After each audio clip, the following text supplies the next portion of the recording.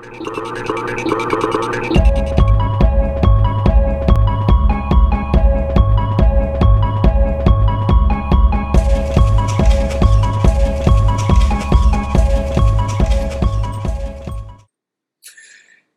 I don't want you to think that Desmond Moore had become the complete and utter orthodoxy.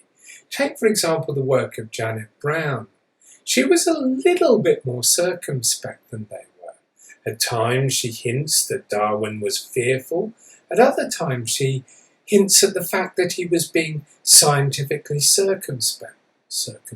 Fearful, circumspect. She kind of swings backwards and forwards between the two, but the fear almost seems to win out in her 2-volume biography. There are also historians like Peter Bowler who put far less emphasis upon the social context that individuals like Desmond and Moore talk about. Nevertheless, it was still the case that when Van Wy published his paper, it was like a bomb dropping. It was almost headline news. He was saying something that people had never said before. And 1 or 2 people pricked up their ears and thought, maybe he's right. And that's the question I need to ask you. Do you think that he's right? Okay, today I want to talk about Darwin and evolution. And evolution is one of the most important ideas in the history of science. And unfortunately, most of what most people have heard about Charles Darwin and the discovery of evolution is completely wrong. And Van Wy was born to overturn radical orthodoxies like those expressed by Desmond and Moore. By his very nature, the idea that anything other than scientific genius on the one hand, or naked self-interest on the other, could be factors in the making of scientific knowledge was an anathema. It is a very old-fashioned view and suits an individual who portrays himself as what used to be called in posh British circles as a young fogey. Now, Van Wy has made a career out of Darwin, and he's done it fantastically well. Despite my sardonic remarks, you've got to respect a guy that has put the time and effort into preserving, promoting and proselytizing the Darwin archive like he has. Indeed, he was the driving force behind Darwin Online, an unparalleled resource for Darwin scholars. For this we must be thankful and pay homage to his intelligence, his effort, and his academic entrepreneurialism. Thank Darwin for Van Wy. And clearly he'd spent a lot of time with the huge amount of traces that Darwin and his contemporaries had left behind, and he had got to know the archives pretty damn well. So it'd be completely and utterly wrong to think of his gap paper as being just a conservative knee-jerk reaction against the leftist social constructionist tendencies of Desmond and Moore. The fact is, what he writes is based on rock-solid archival knowledge, however he's chosen to use or interpret that knowledge. And this is why, on the face of it, his argument appears so strong. But that's not all. What he did was something that was really quite historiographically clever. He decided to piece together a history of the idea of the delay. This is a very meta move for one who poses as being solidly conservative. And in so doing, he seemed to reveal that the delay was an artifact of ideological historians imposing their own social and political preconceptions on Darwin's scientific actions. More specifically, he focused upon those historians like Desmond and Moore that he thought had been blinded by the chimera of social constructionism. It then became imperative for him to demonstrate that there was no delay and that Darwin was behaving just as a normal scientist would. One avenue that he decided to travel down was to explore Darwin's fear and establish whether or not it existed. So, taking his lead from brief comments made by the editors of Darwin's correspondence, he set out to challenge the idea expressed so forcefully in the biography of Desmond Moore and others that Darwin was, as they say in Scotland, a feardy cat about letting on to his heretical ideas. And challenge it he did by going and looking for evidence in the archives which he knew as well as anyone in the universe. And what he claimed to find from this trawl was that Darwin was open, even forthright, to many people about his theorizing on transmutation, evolution.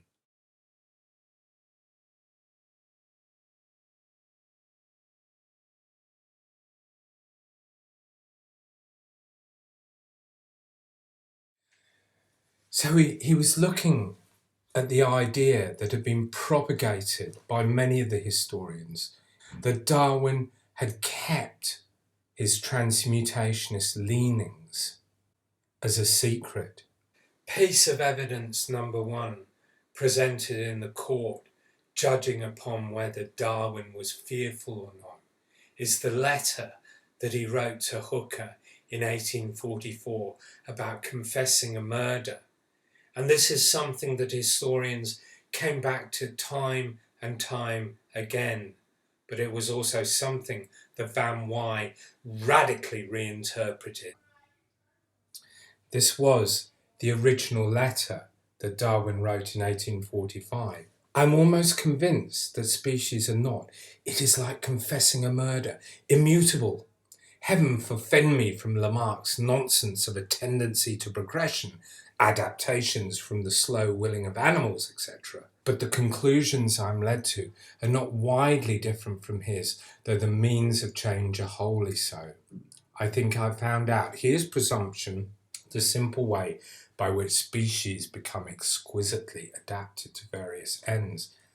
Most of the historians who have looked at this correspondence have interpreted it in one particular way, that Darwin is saying it's like committing a murder.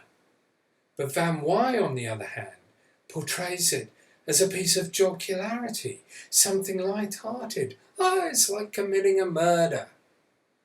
And thereby lies a huge difference. And to back this up, the idea that like confessing a murder, he provided a long list of names of people that Darwin had told that he was working on transmutation. And each name in this long list is intended as a bell tolling against the ideas of Desmond and Moore.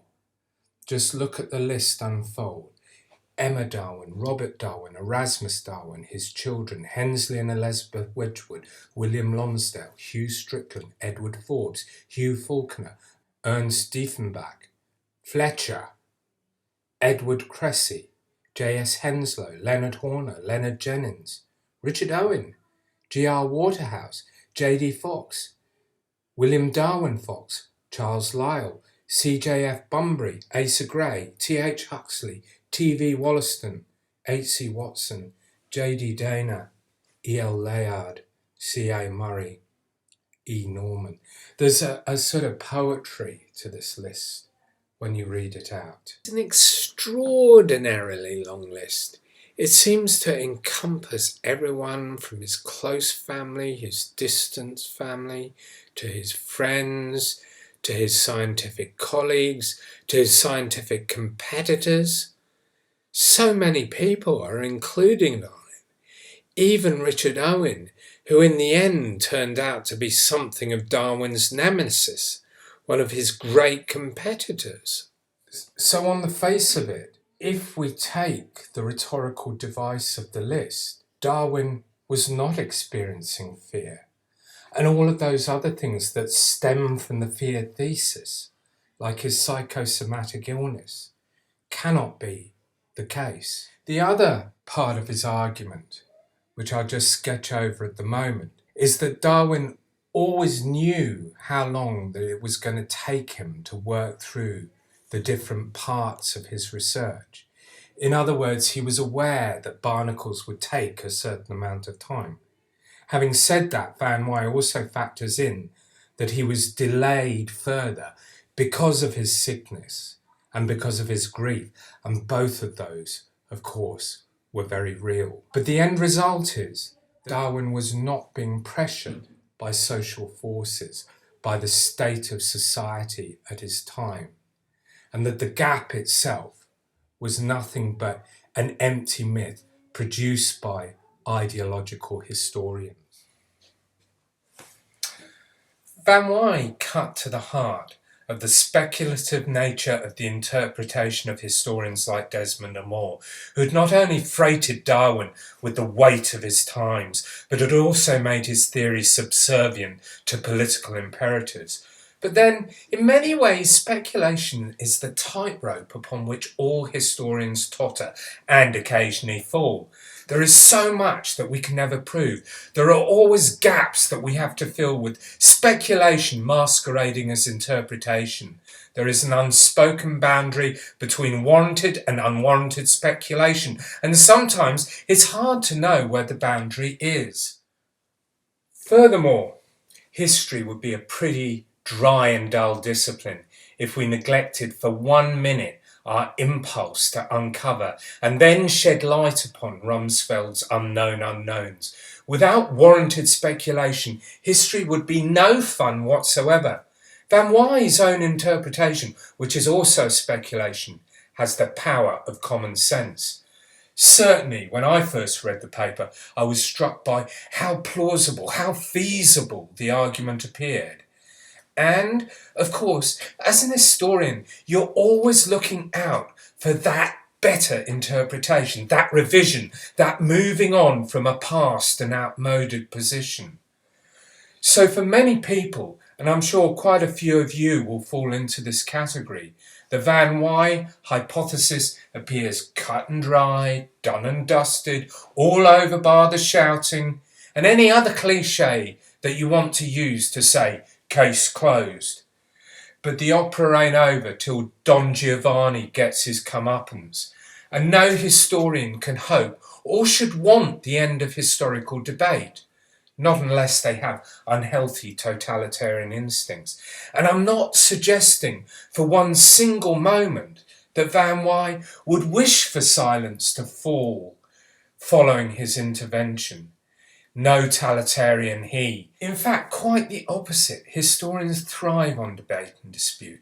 And Van Wy has made his career not only as a very fine guardian of Darwin's legacy, but as a revisionist, and a good one at that.